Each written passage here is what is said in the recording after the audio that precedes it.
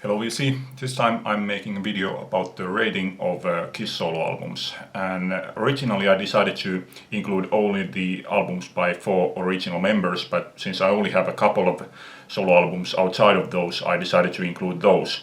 But I am leaving the 78 solo albums off, as well as this ESP Live in Japan, because most of the songs here are Kiss songs. So let's start with number 1. I'm going from top to bottom. This one was the easiest. I never doubted which would become number 1, and that is Ace Frehley, Trouble Walking. A solid album from start to finish. I like the ELO cover Do Ya, even though I'm not a big ELO fan, but that's a good one here, as well as the Hide Your Heart, which is better than the Kiss version. Second one was actually kind of easy one also, Frehley's Comet. I like this one. I think it's a solid one also, but I would say that the main reason why this ended up as second was that I've had it for so long. Number 3, Space Invader, may take it over as time goes on, but maybe not, who knows. No, let's jump to number 4, and that is again Ace album Anomaly. And I would say that the reason why this one ended up number 4 instead of number 3 is that at first I thought that this would go ahead because Space Invader includes the cover of the Joker, which I'm not that fond of because I prefer the Steve Miller Band version to it. And the cover version here, Fox on a Run, I prefer that one to the Joker version. But because I do like the cover version of the Joker, I ended up putting this one at 4 because there are a couple of little things here that I don't like, and that's the chorus of Pain in the Neck and the children's choir on A Little Below the Angels, which just doesn't work. Okay, next one I'm sure will surprise many of you. Transformer by Bruce Kulick. I like this. It's a good, solid album, good songs, well played. The only thing is that Bruce is not a heavy metal singer. I'm thinking his singing would be more suited to something like Bad Company.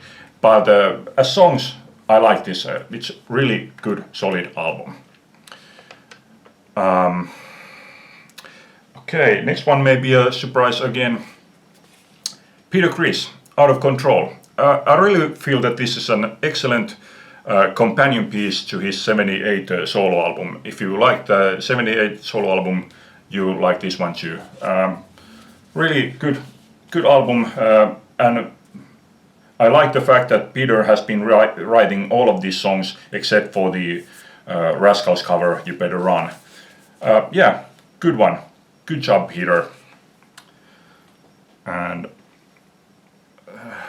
then Frehley's Comet, Live Plus One. A really good live EP with one studio track. And I really like the studio track also, even though it's really an out-and-out pop song. It's really poppy song. But I've never had problems with pop songs so long as the tunes are there, and I like this one. It's really good tune. But I have to say that originally this was supposed to come a couple of places down, but when I listened through all of these albums, this one rose a couple of steps. And this one also rose a step. Paul Stanley, Live to Win. This is also a great sequel to his 78 solo album, but I would have chosen, with a couple of songs, I would have chosen somebody else to write the song with, and probably a different producer. But a good album nonetheless. And next one probably surprises you also. One for All from Peter Criss. The biggest problem with this album to me is Peter's singing.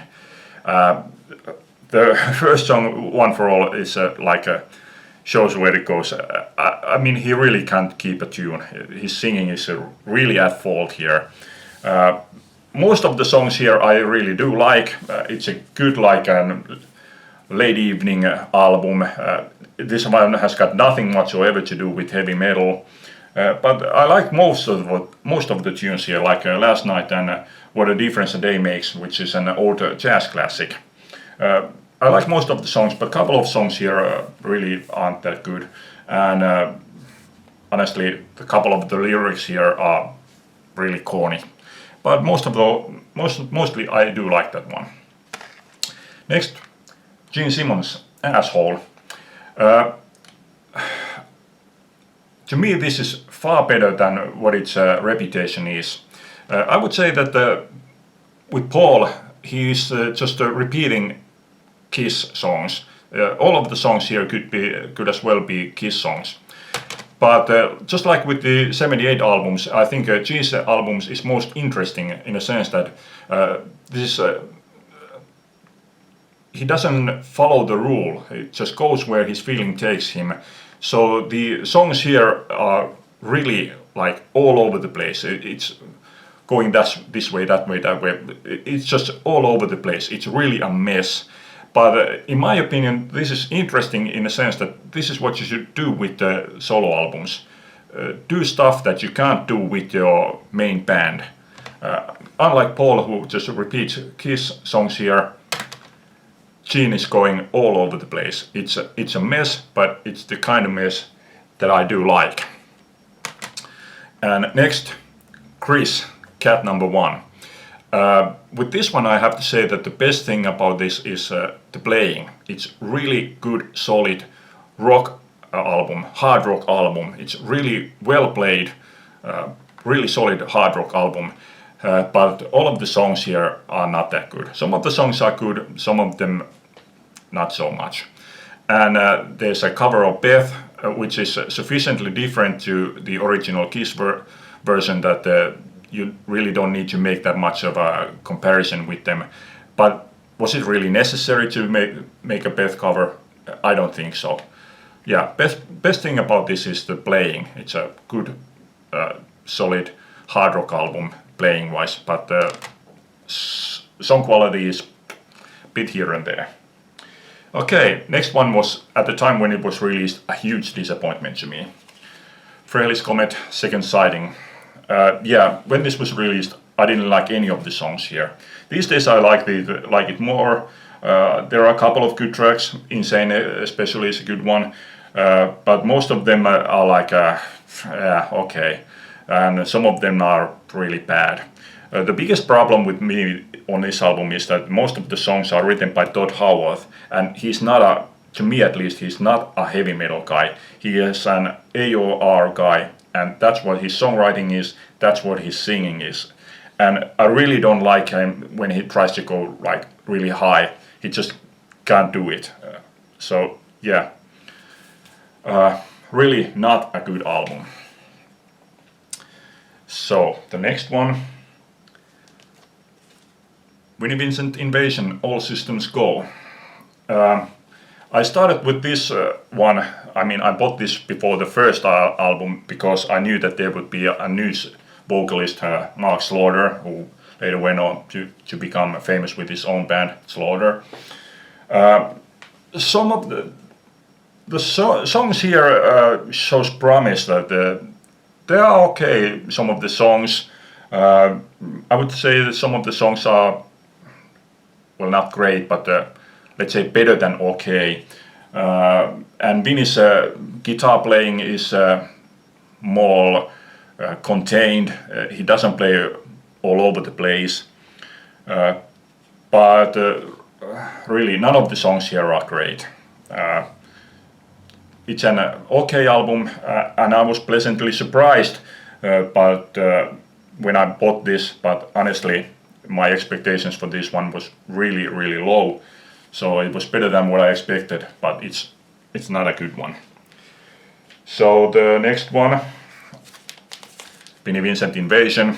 No, I don't like any of the songs here. This Vinny's guitar playing is really all over the place. He's playing over everything. There are a couple of songs here that if they would have been done well, Vinny's guitar playing had been toned down, and especially if the vocalist had been a decent one. Some of the songs here could have been good, but as it is, I don't like any of the songs here. And the vocalist, his singing really starts to get on my nerve after a couple of songs. Annoying. I thought that Mark Slaughter would have been better, and he is, but it's not that much better. It is better. Well, his singing doesn't start to annoy me, but by the end of the album, I don't like his singing either. But this one I can't stand it. It's just awful, and that's not even the worst thing about this album. The worst thing about this album is the ending. This album ends with a 2 or 3 minute loop. It's just a really annoying loop, and I mean, whoever thought that that was a good idea to end the album with must have had some kind of a brain damage. Really awful. So, what is the worst thing that you can say about an album? If you say that you hated it, you don't like any of the songs, I don't think that that's the worst thing that you can say about it. In my opinion, if you say that you hate the album, you don't like anything, at least you have a firm idea of what you think about the album. And that leaves the worst album in my opinion, and that is Peter Criss, Let Me Rock You. And the worst thing about this is that I don't have anything to say about this. I mean, none of the songs here does anything at all to me. I don't understand. My best guess is that at the time when they were making this album, there was somebody with a hit, and they were trying to replicate that. Other than that, I just don't understand. It's just none of the songs here do anything at all. There's a cover of John Lennon's Jealous Guy, but even that one is ruined with the incredibly stupid drumming. And when you think that there's a song by Steve Stevens, Vinnie Vincent, Gene Simmons, you would think that some of those songs would do something. But apparently they have managed to do songs that nobody would care. I mean, seriously, I just don't understand this album at all. I really don't know what they were trying to achieve with this one.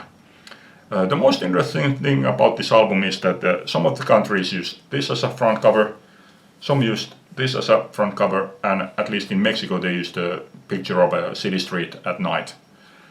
Oh, this was originally released in 1982, and in the US this wasn't released at the time at all. This was released in 96 or 97. Yeah, okay. That was it for tonight. Thanks for watching. Bye.